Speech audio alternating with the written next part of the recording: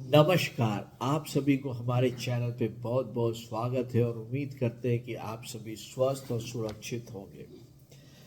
दिल्ली का चुनाव जैसे जैसे नज़दीक आ रहा है, सरगर्मियां तेज होते जा रही है और सारे की सारी पार्टीज एक दूसरे के ऊपर सिर्फ तोहमत लगा रही है, एक दूसरे के ऊपर छीटाकशी कर रही है कि तुमने ये नहीं किया, तुमने वो नहीं किया। और उस छीटाकशी में कुछ पार्टियां मजे ले रही हैं और कुछ पार्टियां एक तरह से अरविंद केजरीवाल के आम आदमी पार्टी के पीछे हाथ धोकर पड़ गई हैं कि तेरे को छोड़ूंगी तो नहीं।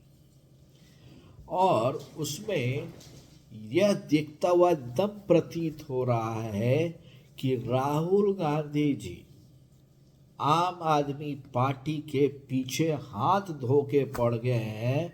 अब तो सीएम के जो है आतिशी जी, उनके अगेंस्ट में अलका लांबा को खड़ा कर दिया और संदीप दीक्षित को, जो शीला दीक्षित के पुत्र हैं, उनको न्यू दिल्ली से अरविंद केजरीवाल जी को खड़ा करके पूरी भसुड़ी मचाने के मूड में है।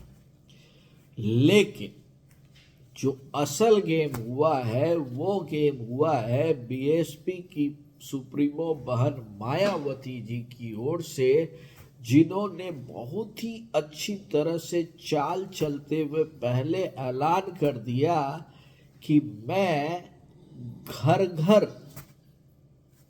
घर जाके मेरी पार्टी प्रमोशन करेगी और पूरे लोगों को बताएगी कि ये अरविंद केजरीवाल जो 10 साल तक इस दिल्ली के साथ अन्याय किए हैं वह क्या है, अल्पसंख्यकों को कहां से कहां लाके खड़ा कर दिया है और अल्पसंख्यकों को लेकर किस तरह से वो रोते हैं।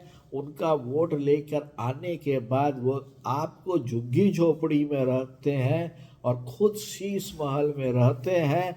और चूंकि यह उजागर करने पे बीएसपी सुप्रीमो ने एक तरह से इंडिकेशन दे दिया और उनके कार्यकर्ता लग गए हैं ऑन ग्राउंड। और आपको पता ही होगा कि बीएसपी का बहुत ही जबरदस्त कैडर है दिल्ली में, और दिल्ली के डिफरेंट विधानसभा क्षेत्रों में उनके जबरदस्त एक तरह से वोट फॉलोइंग है, क्योंकि यहाँ अल्पसंख्यकों की संख्या भी काफ़ी ज़्यादा है।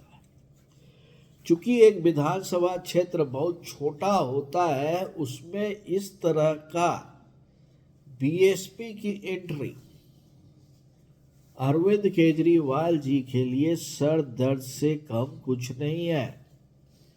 और ये अरविंद केजरीवाल जी को पूरे दिन में चांदनी की रात याद दिलाने के लिए काफ़ी होगा।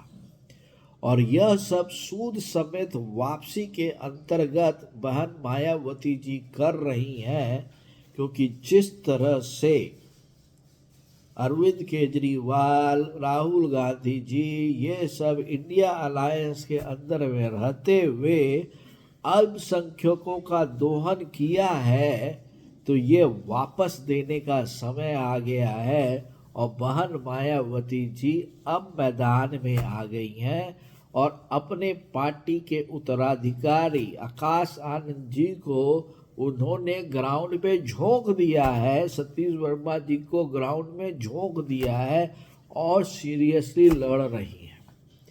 आपको आश्चर्य नहीं होना चाहिए कि उनका जो वोट प्रतिशत है वो वोट प्रतिशत ही जीत और हार के बीच का डिफरेंस रहेगा।